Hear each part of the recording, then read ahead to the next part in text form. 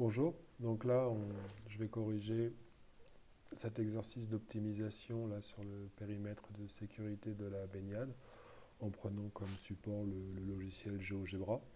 C'était pas indispensable, mais encore une fois ça me permet de vous montrer que quand on travaille les mathématiques, maintenant on a différents supports. Alors vous verrez certaines personnes vous dire que quand on fait ce genre de choses, on ne fait pas des mathématiques, mais je pense profondément que ces personnes-là se trompent, puisque vous verrez que pour modéliser la situation de cet exercice avec GeoGebra, ça met en place plein de compétences. Alors on travaille plus sur la conjecture, mais vous verrez qu'aussi la conjecture amène à la démonstration, même si dans le cas de cet exercice et pour un niveau de première, ce n'était pas forcément indispensable. Donc ici dans cette situation, en fait, j'ai ce qu'on appelle deux contraintes. Premièrement, j'ai la longueur de la corde qui détermine une partie de mon périmètre de baignade qui est fixe et qui doit être égal à 150 mètres. Ça va me faire une contrainte. Et il faut en tenir compte, bien sûr, pour faire la figure dynamique qui correspond à cette situation. Deuxième contrainte, la surface de baignade est rectangulaire.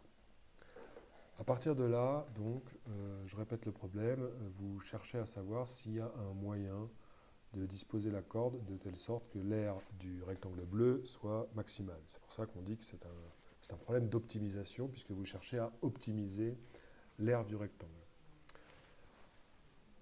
Pour faire cette figure, j'ai donc fait une partie variable. J'ai rendu variable la dimension AB de mon rectangle de baignade, que j'ai appelé petit l.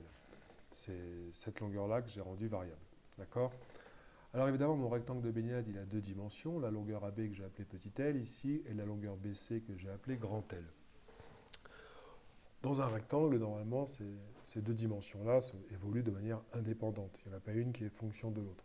Sauf que là, en raison de la contrainte de la longueur de la corde qui fait 150 mètres, eh ben, les deux dimensions de mon rectangle, justement, elles n'évoluent pas de manière indépendante. Et quand vous en avez fixé une, ben, l'autre est fixée aussi. Ou si vous préférez, l'une est fonction de l'autre. Par exemple, si j'appelle la longueur AB petit l, ben, comme on doit avoir que la longueur de la corde fait 150 mètres, la deuxième dimension de mon rectangle, BC, que j'ai appelé grand L ici, eh ben, il est très facile de montrer qu'elle fait 150 moins 2 fois petit l. À partir de là, finalement, vous apercevez que si vous décidez d'appeler petit l votre variable, eh bien, vous pouvez construire votre figure de manière dynamique en paramétrant dans le logiciel GeoGebra tous les éléments de cette figure uniquement en fonction de petit l.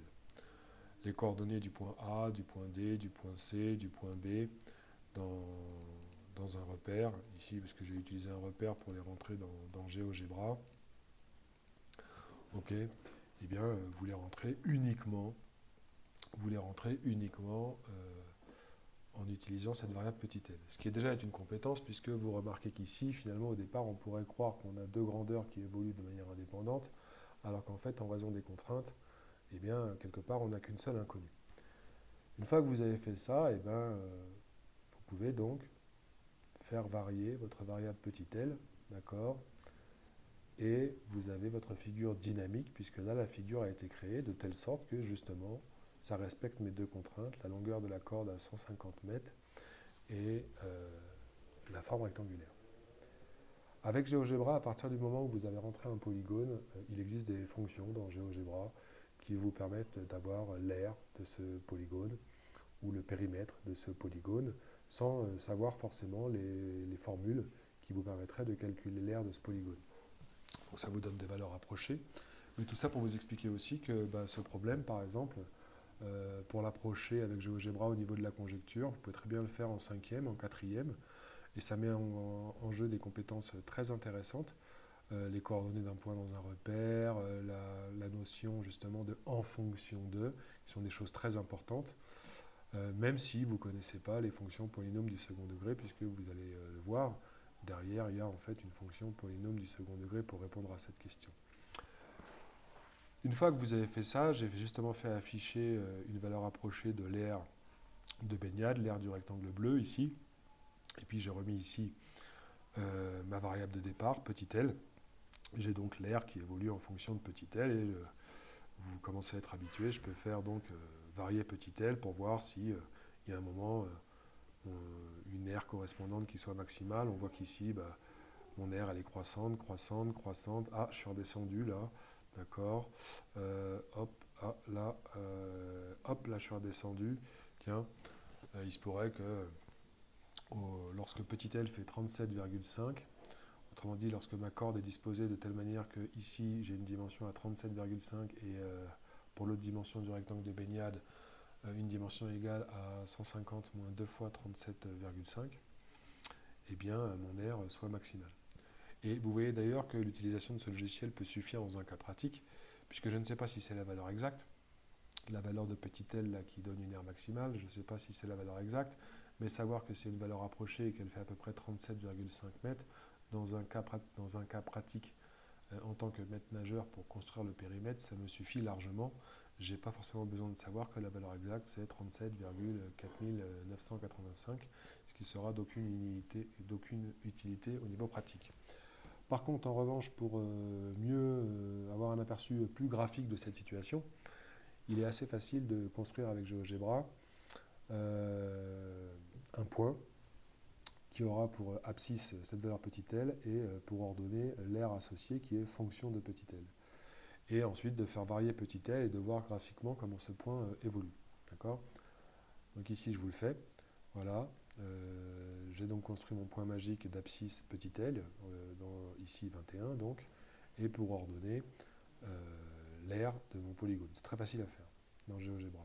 Et vous pouvez faire donc évoluer. Vous voyez que j'ai activé la trace de mon point, ce qui fait qu'ici je fais varier ma valeur petit l.